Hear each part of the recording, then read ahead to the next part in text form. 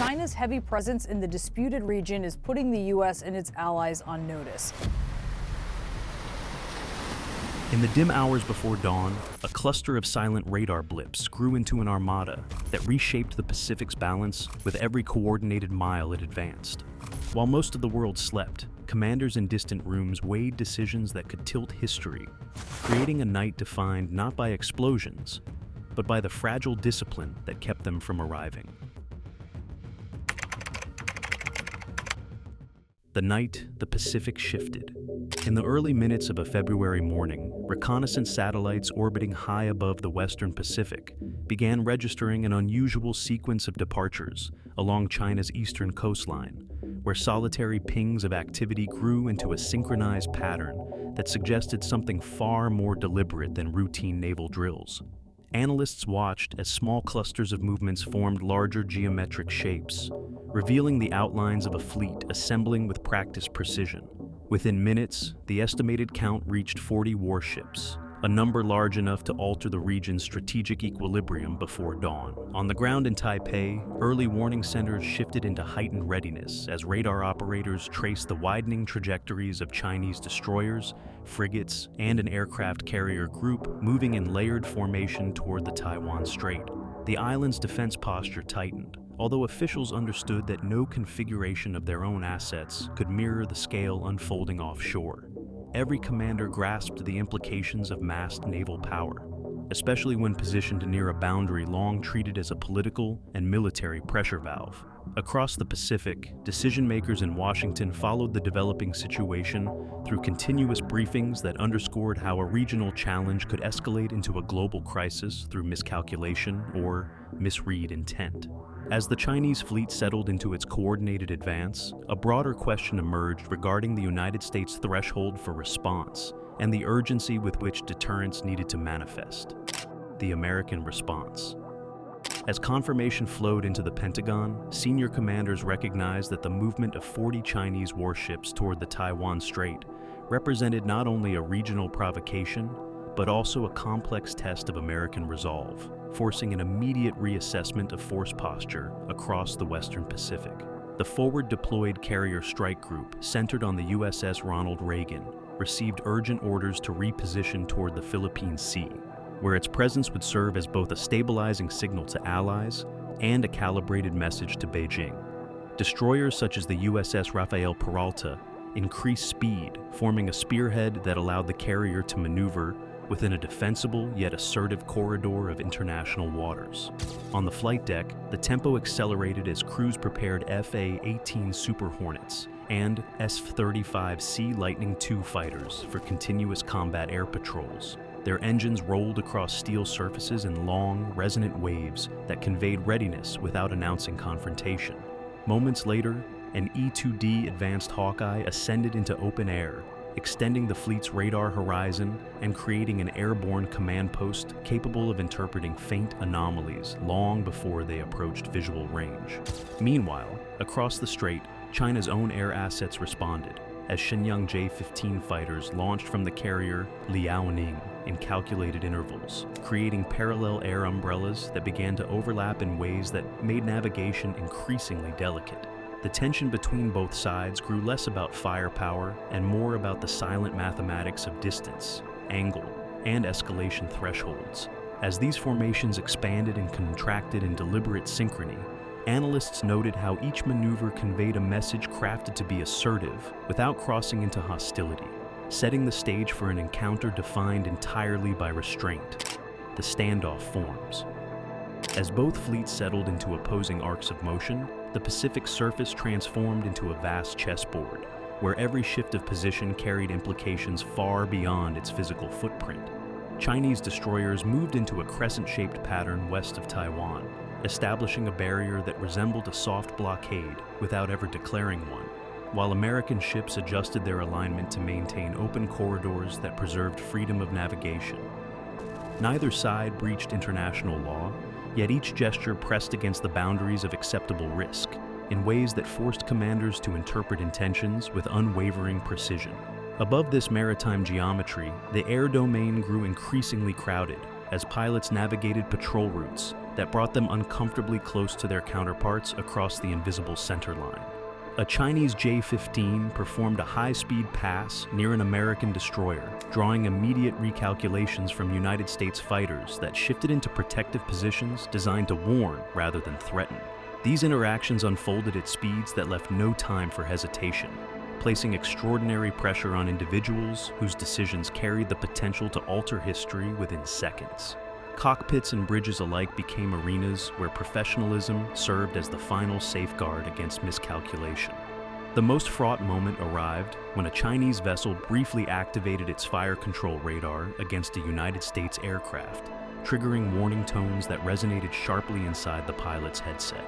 Although the lock disengaged quickly, the incident demonstrated how easily an inadvertent gesture could escalate into an irreversible event. For 42 minutes, both navies remained in a silent standoff, defined not by aggressive maneuvers, but by the careful choreography of presence, posture, and restraint. Analysts later noted that the encounter revealed as much about human discipline as it did about military capability, illustrating how modern conflict is often shaped by those who prevent escalation rather than those who initiate it. The hidden layer.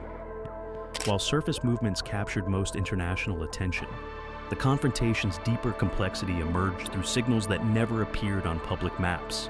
As the two fleets maintained their tense proximity, United States acoustic sensors began registering faint, intermittent underwater signatures west of the formation, suggesting the possible presence of shadowing submarines whose identities remained unconfirmed. These echoes prompted an MH-60R helicopter to deploy a quiet pattern of sonar buoys, creating a dispersed listening net that allowed American operators to interpret subtle shifts in the underwater environment, without announcing their concerns to the opposing side.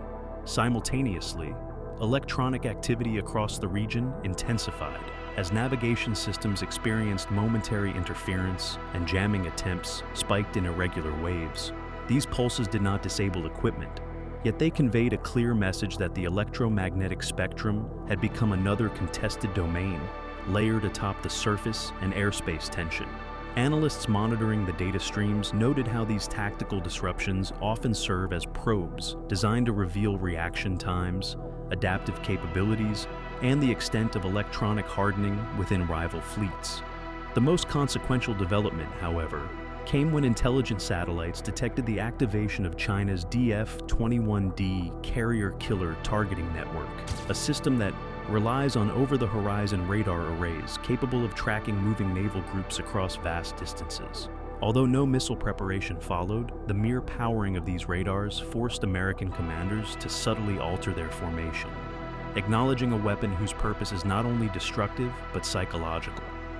Military planners understand that the DF-21D's threat begins long before launch, since its tracking architecture influences maneuver decisions that ripple through an entire strike group.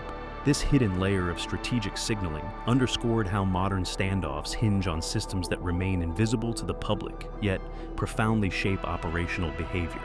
As these pressures accumulated beneath the surface calm, the region's balance grew increasingly delicate.